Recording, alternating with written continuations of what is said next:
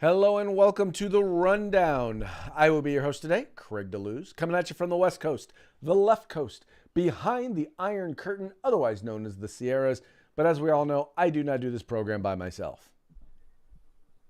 No. My name is Mike Piwowarski.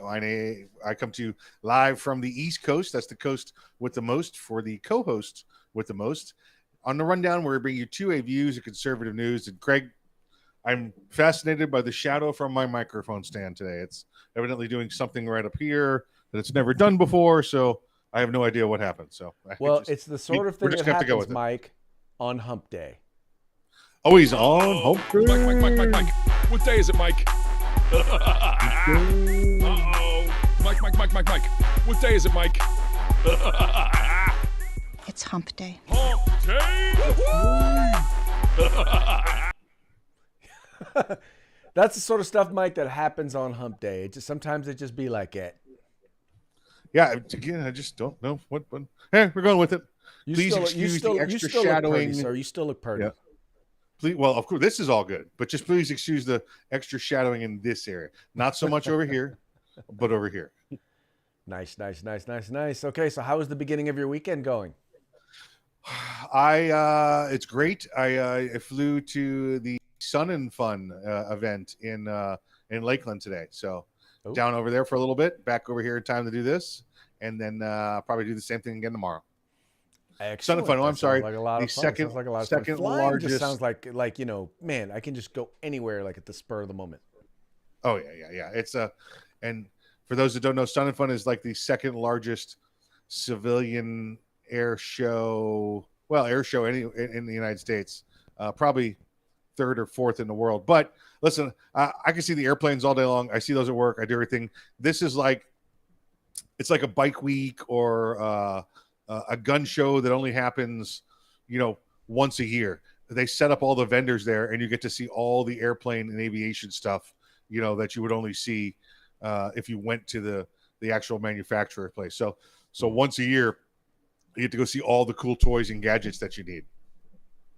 Wow, phenomenal. Well, you are involved in so much more of the cool toy stuff. Like, I'm into firearms and firearm policy. So pretty much those are the ones that I go to. But you get to go to the helicopter stuff, the plane stuff. You're just, you get all the cool toys. Well, listen, you also do that other thing where you go to the bar twice a day, and I'm sorry, you go to the gym twice a day. That's this. See, I don't have time for that right now, so I got to get to work on that though. There you go. Get to work on that. There you go. Yep. Just cut out some of those, flying places stuff. The what? The what? I'd still rather do the flying places stuff. Oh, yeah. Well, you could do that. I'll do the flying. You do the eating. Right? Works out. Eating right next to exercise. I don't think so. But hey, you know what? That's not the only thing, Mike, that doesn't actually work out. In fact, and we've talked about the shooting that took place in Sacramento. We've talked about it so far every day this weekend, because every day there seems to be a new little wrinkle to the story. Now, I've been doing interviews with local media from day one since this whole thing started, and one of the first things that I said was, "This is not a typical mass shooting. This is not a quote unquote mass shooting as the media is trying to portray it as. This is not about quote unquote gun violence. This is about gang violence." And chances are we're going to find out that the shooters fit a certain criteria. They're probably most likely involved in gangs. There probably were people shooting back and forth at each other. They are more than likely under the age, young, under the age of 30. And I was wrong, at least in one case, for one of the individuals who've been arrested, because 3 now have been arrested who are involved. None of them so far, by the way, have been charged with murder, only because they don't know which guns shot who yet. So it turns out one of the individuals who was arrested, and this was first of all, we already knew that they were convicted felon, that they would be felons, most likely, people who were prohibited from owning or possessing firearms. And the firearms that they got were probably stolen and or are already illegal. So they were already clearly breaking the law.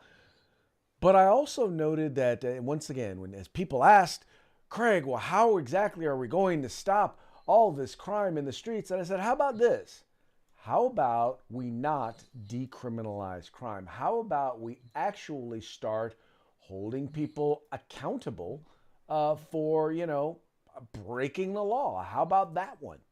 But that didn't seem to be a popular perspective. Well, lo and behold, we have come to find out that, turns out,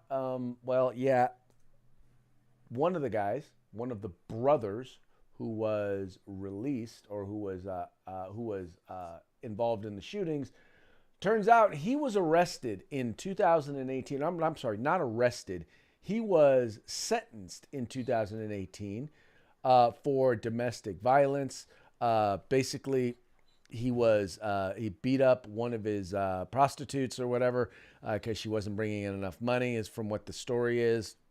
In any case, it was so bad. He was sentenced to 10 years in 2018 for domestic violence and assault with great bodily injury. But as a result of Gavin Newsom, and when I say Gavin Newsom, I'm not just talking about Gavin Newsom, I'm also referring to California Democrats. And that, by the way, includes Kamala Harris, who is the California's mother of safe on crime policies. Turns out he got out early. And because he was, and this was after Anne Marie Schubert, who is running for Attorney General here in the state of California. This was after Anne Marie Schubert, who is the current district attorney in Sacramento, California, begged and pleaded that this guy not be set out because they knew that if he was released, he would offend again and he would be involved in more violent crime. And as it turns out, Mike, he was. Craig, when was the sentencing? When in 2020? Do we know that? Do we know when? It was 2018. It was when it was. No, it was 2020. It was 2020. It said a 10-year sentence in 2020, right? I'm going back here. He says he was sentencing in 2018 to 10 years. Okay, so 2018. So do we know when in 2018? Does it say when?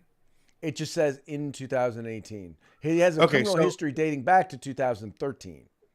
Okay, all right. So I'm just thinking if he got sentenced the first day of January of 2018, we're talking about 4 years and 2 months maximum time he could have served on a 10-year sentence. So less than half, right? Like you said. Yes, less than half. Newsom comes along. It might even be less than that. Listen, it could be a third, Craig. He might have gone in on the last day of the year. For all we know, we got to find that out. By the way, it does say here, Smiley Martin, 27, received by CDCR January 2018. Okay, so it's 4 years. Yes, it's 4 years he served. So, here you go, Craig. Less than half the sentence. Your guys letting him out, and when this first started, Craig, when you and I sat down and we looked at this Monday morning, and I know this had been big news for you because it happened in your hometown. It happened on your side of the country, and it wasn't getting that big news push over on the East Coast. Did it exist?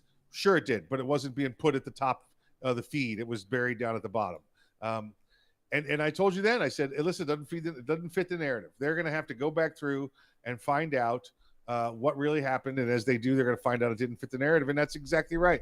All of a sudden now it's gang on gang. It's guy that got out of jail early. It's a gun they shouldn't have had, or like you and I said, just a weekend in Chicago.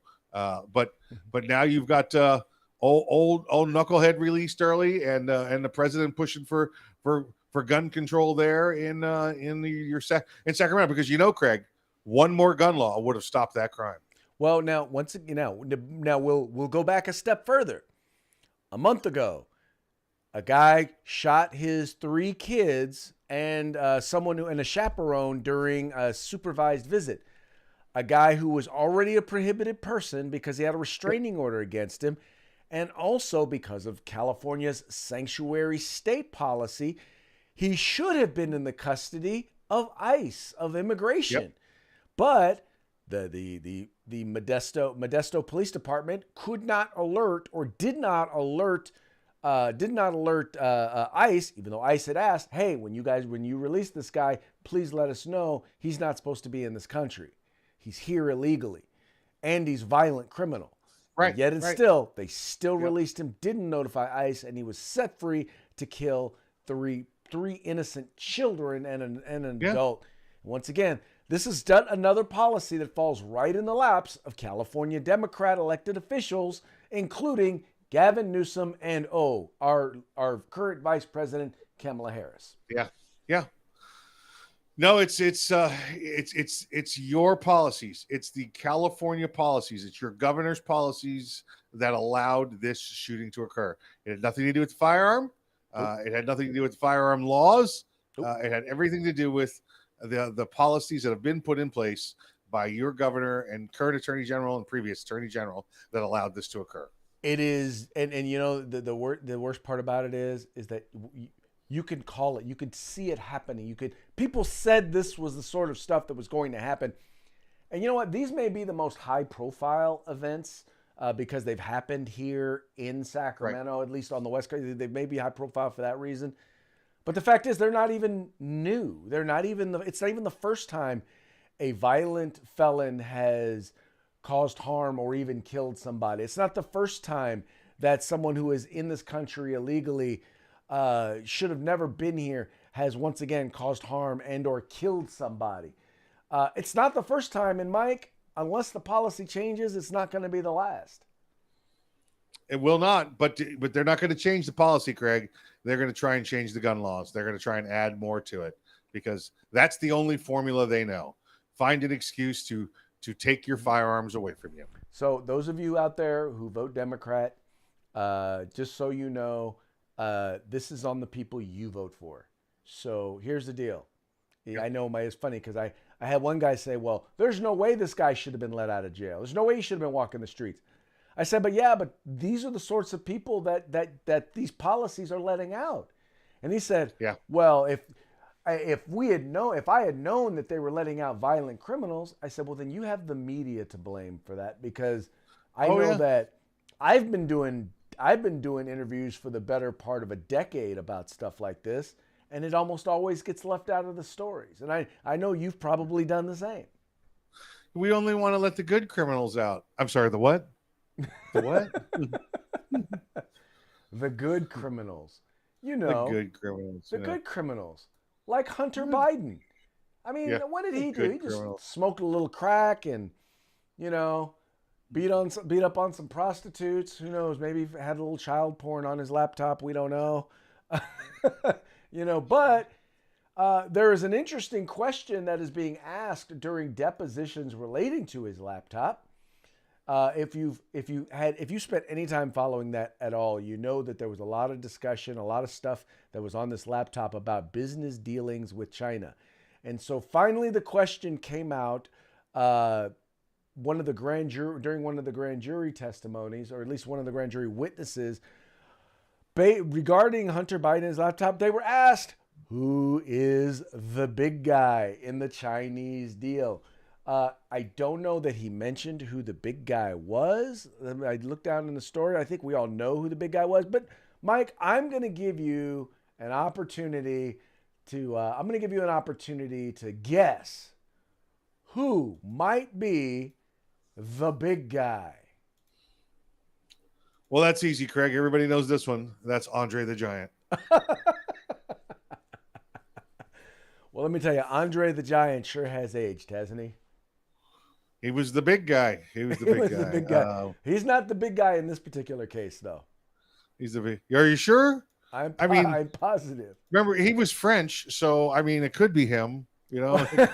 Okay, so I'll give you a couple of hints. Hunter Biden also referred to him as Pops. Oh, let's see. Called him Pops, and he was the big guy. I don't know. Would that be Mean Joe Green? No, Pops. It's not Mean That's Joe Willie Green. Stargell. Pops is Willie Stargell. Oh my God, I forgot. Look. Pops You got is Willie one Stargell. of the names correct. It wasn't Mean and it wasn't Green. First off, I want to apologize to Willie Stargell. I'm sorry. That's Pops. Pops was always Willie Stargell. So it's good to see Willie making the rounds 20 years after he died. So I'll tell that's you nice. who else it wasn't. It was not Mr. Tony Bobolinsky, which, by Tony the way, Bobolinsky. unfortunately revealed a lot of this information several months, if not years ago, Yeah. relating to a lot of this stuff. Now, Yep. unfortunately, the problem he had was having a name that just automatically would kind of ruin his credibility. His name was Right. Bobolinsky, which just sounds like the name of someone who you can't trust. But if you listen to any of the interview that this guy did, he makes it very clear who Pops is, and Pops, or the big guy, would be President, then Vice President or former Vice President Joe Biden. Sure, it's not Frank Thomas, the big hurt, former designated hitter. I'm Big positive, hurt. pretty sure. All right. Okay. There's I'm just no trying to give correlation Hunter. between him and Hunter Biden. I'm trying to give Hunter a pass here, a way out, a way out. Yeah, I realize you're trying, but you know, Hunter could step right up into Congress and go, the big guy, Andre the Giant. You know, that's it. That's it. Pops, I was talking to Willie Stargell. Now he could just totally go there, and people would be like, "Well, those are their nicknames." Okay, all right, you know. So, yeah. Oh, well. So anyway, it's hilarious. Folks, here's the thing, and the reason why the mainstream media finally now is starting to report on this stuff is because they know that indictments are coming. They know that things are going to start to hit. And quite frankly, they already got the result of the election that they wanted, which was Donald Trump is not president. So for them now, they might as well come clean. Now, they're never going to admit or even acknowledge that they've ignored this story for a year and a half. And that they did so in order to help elect Joe Biden, but at least they're finally reporting on it. I'd like to make a prediction, Craig, that the indictments will not come from a judge out of Hawaii. I'm just gonna make that prediction right now. Okay. Okay. It's true. Listen, anytime you saw President Trump make a policy that was a decent policy, or a crackpot policy, it was always a judge in Hawaii, an Obama friend, that said, nope, I'm striking that down. And he's like, wait, hold on a second. This applies to Pennsylvania only. It doesn't matter. I'm still a judge, and I'm in Hawaii, so I'm striking it down. So, yeah, I get an idea that it won't be somebody out of the Hawaii Ninth Circuit that files charges you against mean the president. President Obama's birthplace? Kenya. Can you hear me? Can you hear me now? Well, can you hear me now? Look, that's where the Hawaiian judges are located. Yeah, that's right. Yeah, the Hawaiian judges are in. Can you hear me now? Yeah. Can you hear me now? Oh no, Mike is not a birther.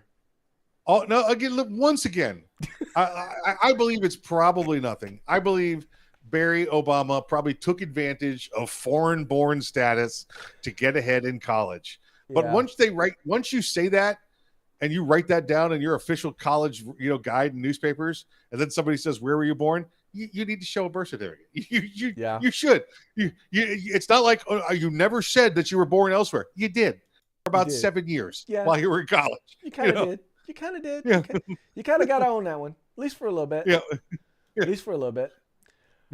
All right. I think he was probably born in Hawaii. I think he's probably born in Hawaii, but show me the paperwork. Show me the paperwork. All right. So, Mike, you've heard about guaranteed income, right? How cities now like Los Angeles and Oakland and Stockton are trying these programs where they're basically going to just give people money, right? In other words, yes.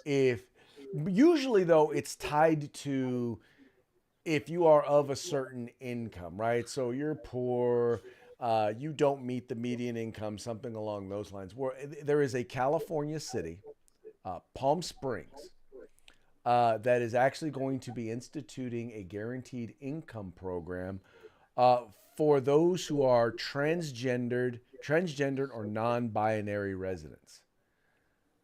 So regardless of what your income status is, so you can have a job, you can be making tons of money, but it doesn't matter. As long as you are LGBT, as long as you are transgendered, you will get guaranteed income there from the city of Palm Springs.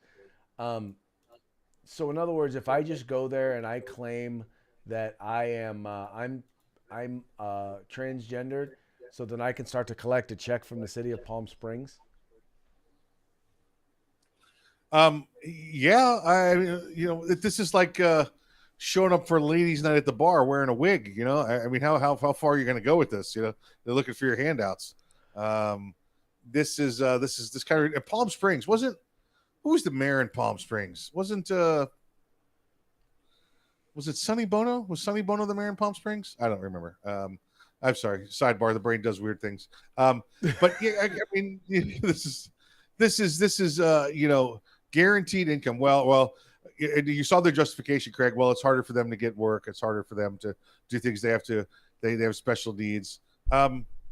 I think that's kind of what we've been saying all along, right? That this is a special thing. This is not the norm. If once they learn to, if that's the path they choose and want to live in society like that, how is it justified that the government gives them money for that? Can I petition to Palm Springs that I choose to not live that manner? Therefore, I'd like money also. What would they say? That would be, they'd say no. We know that because that's not sexy right now. Right. We're not about straight rights. We're about in your face rights.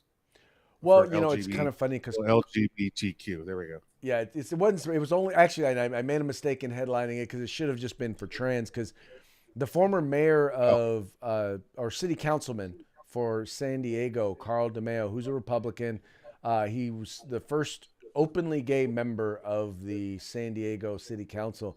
Even he called the program discriminatory and outrageous. Well, probably. Yeah. I'm wondering if he called it that because he's a Republican or because he's gay and not transgendered, therefore he can't get no money.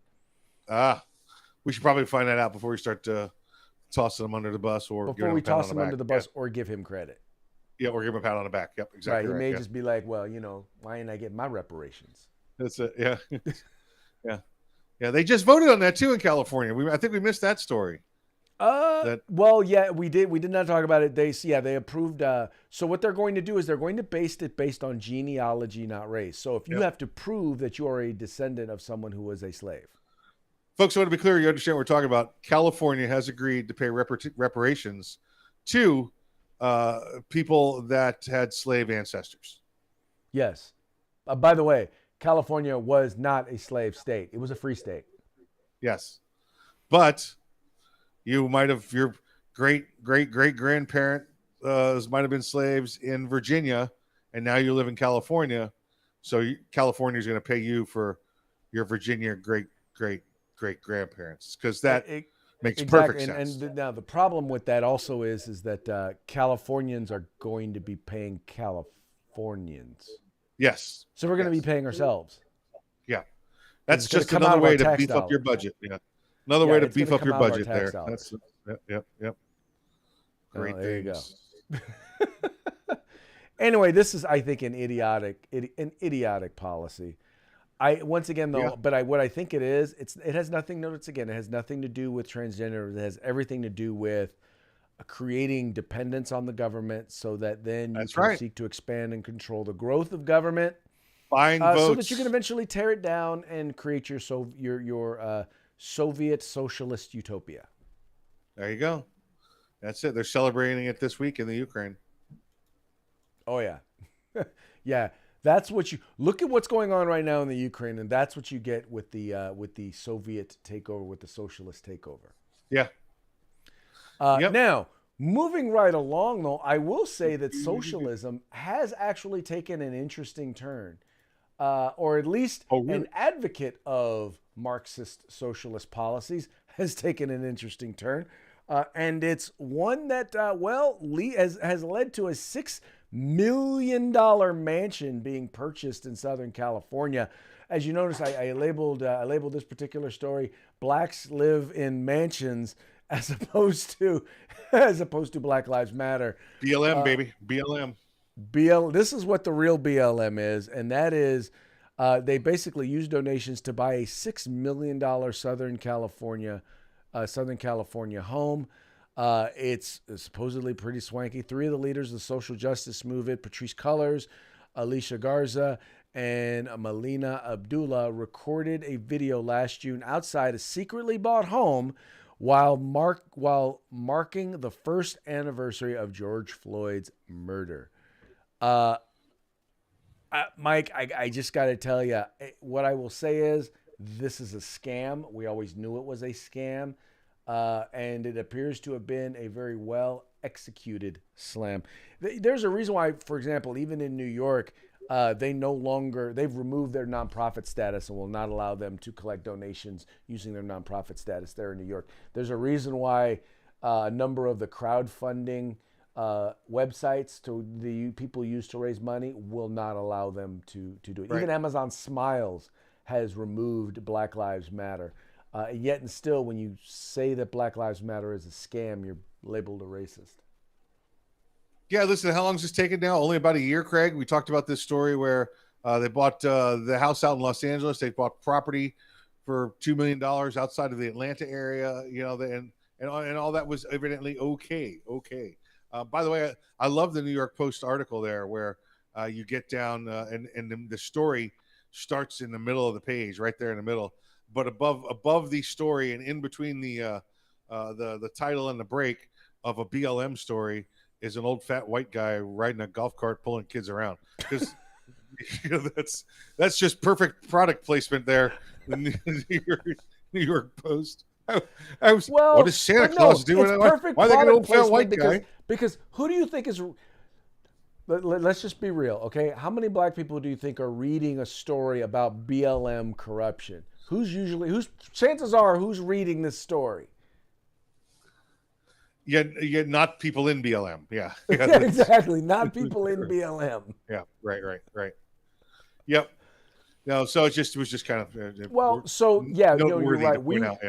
We were talking about this well over a year ago, but what's happened now is now there's been some forensic accounting done, and there's actual reports. They now have verified that it wasn't just that the leaders bought this multi-million-dollar home, but that they specifically used donations that were made to Black Lives Matter to purchase it. So all those corporations who kick down money. So if you're wondering why your Nikes are costing more, or your Coca-Cola products are costing more, you wonder why they're costing more? Because you know what? Blacks got to live in in mansions. Blacks got to live in mansions. Yeah, Black Lives Matter. People have to live in mansions. There you go. There exactly. You go. Yeah. That's just. Yeah, it's typical hypocrisy, right? We knew that this was what this was going to be. We knew that money was going to go for them. We saw them doing it. We saw this when they started taking trips and having expense lavish accounts to entertain people. We knew this was going to happen. Yep. Knew this was going to happen. It was a given. Yeah. It was a given. Yep. All right. So make sure you're clear on that, folks. BLM never had anything to do with Black Lives mattering to them. It had more to do with their lives and mansions and their financial assets. That's what mattered to them. You were you were the fool. You were the tool and the fool that they used to get the money they wanted. Yeah. All right, let's move on to our parting shots. And I don't know if these are funny or sad, but I'm just going to go. I wanted to go ahead, and I heard a local radio guy talk about these videos, and I saw them, and we've talked about Joe Biden and about how literally aloof he is, right? Now, Mike, imagine the president of the United States is in a room, right? Who is all the attention, 99.9% of the time, who is all the attention lavished upon when the president of the United States is in the room? The president of the United States. Yeah. Well, that's true. That's what it should be. That's what it should be. Right? Unless the former president of the United States, Barack Obama, is in the room, and the current president happens to be Joe Biden. But even so, you should still, the president should be getting the attention, and the guest should be getting the attention to get. The president is pointing in his direction. But that's not what we saw, is it, Craig? Kamala gets more attention than him. Notice that. Hey Barry! Hey Barry! Hey, Barry! Hey! Barry, can I... I'm gonna pick Barkley. Barry, That's what it looks like right Can here. can I have a word he's with you, not son? Barkley. Can I talk with you, son? Yeah. Barry? Hello? Hello? Okay, no, wait. It gets worse. So at the very end, this is what you get. Hey, where's everybody at? Everybody wants to talk to me? Oh, shucks. Nice college workers. Nobody wants to talk to me. Don't forget y'all there. Right? Once again, I don't know if that's sad or if that is funny or if that is just another demonstration of just how irrelevant he is to Democrats in general. Because now once again, they got what they wanted. It wasn't him being president. They got what they wanted, which was Donald Trump isn't president anymore. That's it. That was the goal, to get the mean tweets out of office, because he's having too good a career as a successful businessman, elected to politician that was relieving the country and making America great again, driving the economy up, running costs and taxes down. Yet we couldn't have that, could we, Craig? No, because of the we mean could. Now, tweets. let's just be real. If that were Donald Trump, number one, we've seen him just push people out of the way so that he can get to the center of a picture. He's like, look, I'm the center of this picture. Yeah. We've seen him rip people's almost rip their arms off their shoulder at the shoulder, getting a handshake. Can you imagine Barack Obama ignoring when he put his hand on his shoulder? Yeah. Right? Just unbelievable. Yeah. Oh, well. Yeah. Good stuff. Good stuff. Y'all voted for him. So, hey, once again, I'm holding that to you. At least we got no mean tweets, right? That's it. No mean tweets. We'll be good. No mean tweets. All right. Quick shout out to our sponsors, sir. Let's say hello to our good friends at Gorilla Machining, of course, Grid Defense, and then the fine folks out of California Republican Assembly. Yes, folks. Once again, please make it a point. Visit their websites. Their links are in the description to this video or to the podcast if you're listening to it. Visit them. If you like what you see, and I'm sure you will, kick them down some cash. Either become a member of CRA or buy some products, some fine Second Amendment products from Gorilla Machining or Grid Defense. But whatever you do, let them know that the guys over at The Rundown sent you. And also, please make sure, like, share, subscribe, and encourage your friends to do the same. That's it. Have a good hump day, and we will see you tomorrow. Yes, we will.